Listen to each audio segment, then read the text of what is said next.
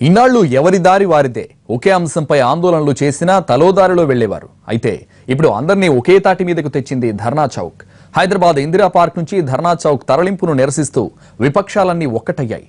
తెలంగాణ జేఏసీకి పునరుత్తేజాన్నిచ్చాయి.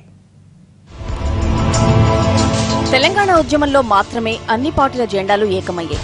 ఆ తర్వాత అన్ని పార్టీలు ఎవరి దారి వారు వెతుక్కున్నాయి. ఆఖరికి అసెంబ్లీ సమావేశాల సమయంలో కూడా ఒకే తాటి మీదకి రాలేదు పార్టీలు.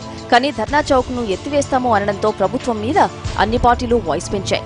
జేఏసీ నేతృత్వంలో అమరవీరుల స్తూపం ఎదుట నిర్వహించిన మౌన దీక్షకు అఖిలపక్ష పార్టీలు కలిసి వచ్చాయి. ధర్నా చౌక్ ని ఎత్తేస్తే హైదరాబాద్ అంతా ధర్నా చౌక్ గా మారుతుందని హెచ్చరించింది టీజేఏసీ. ఈ నెల 15న చలో ఇందిరా పార్క్ పిలుపునిచ్చింది. ధర్నా చౌక్ పరిరక్షణ కోసం నెల రోజులుగా అనేక కార్యక్రమాలు చేస్తా ఉన్నాం. మీకు తెలిసిన విషయమే. గవర్నర్ కు మెమరాండం ఇచ్చినాం. హోంమంత్రి గారికి ఒక విజ్ఞాపన పత్రాన్ని ఇచ్చినాం. అందరి నినాదము ఒకటే. ఇవాళ ఎన్ని పార్టీలు వచ్చి మౌన దీక్ష చేసినాం. మా అందరి నినాదం ఒకటే. రాజ్యాంగం 19 ఆర్టికల్ ప్రకారం కల్పించినటువంటి హక్కులను కాపాడండి, నిరసన తెలిపే హక్కుకు రక్షణ కల్పించండి అని కోరుతున్నాం. తెలంగాణ వచ్చాక నిర్బంధం పెరిగిందని ఆరోపించారు టీపీసీసీ చీఫ్ ఉత్తమ్ కుమార్ రెడ్డి. అన్ని వర్గాల్లో ప్రభుత్వం మీద అసంతృప్తి పెరిగిందన్నారు. సామాన్యంగా ప్రజాస్వామ్యంలో నిరసన తెలియజేయడానికి హక్కును కూడా కాలరాసే విధంగా హైదరాబాద్లో ఎన్నో దశాబ్దాల నుంచి ధర్నా చౌక్ అనే స్థలంలో నిరసనలకు అనుమతి ఇవ్వకుండా పూర్తిగా తెలంగాణ రాష్ట్రంలో ప్రజాస్వామ్యాన్ని కూనీ చేసే ప్రయత్నం చేస్తున్నారు.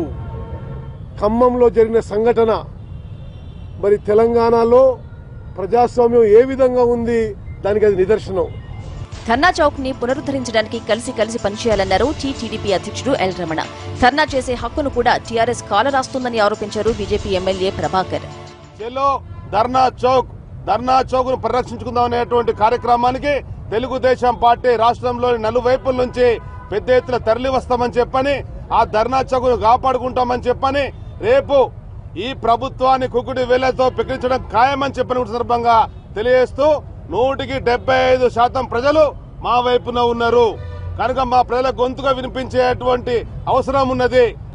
మరి నిరసన తెలిపేటువంటి ఒక హక్కుని ఒక వైపున రాజ్యాంగం కలిగిస్తే ఈ రాష్ట్ర ప్రభుత్వం దాన్ని అణిచివేయాలని చెప్పని, ఈ నిరంకుశ పాలనలో అది నడవకూడదు అన్నటువంటి ఒక దురుద్దేశంతోన ధర్నా చౌక్ ని ఎత్తివేయాలని చెప్పని ఆలోచన చేయటం, వెంటనే ఉపసంహరించుకోవాలని చెప్పని భారతీయ జనతా పార్టీ డిమాండ్ చేస్తోంది. ప్రభుత్వం అణచివేతకు పాల్పడితే ప్రజల్లో తిరుగుబాటు వస్తుందని హెచ్చరించారు కామ్రేడ్లు.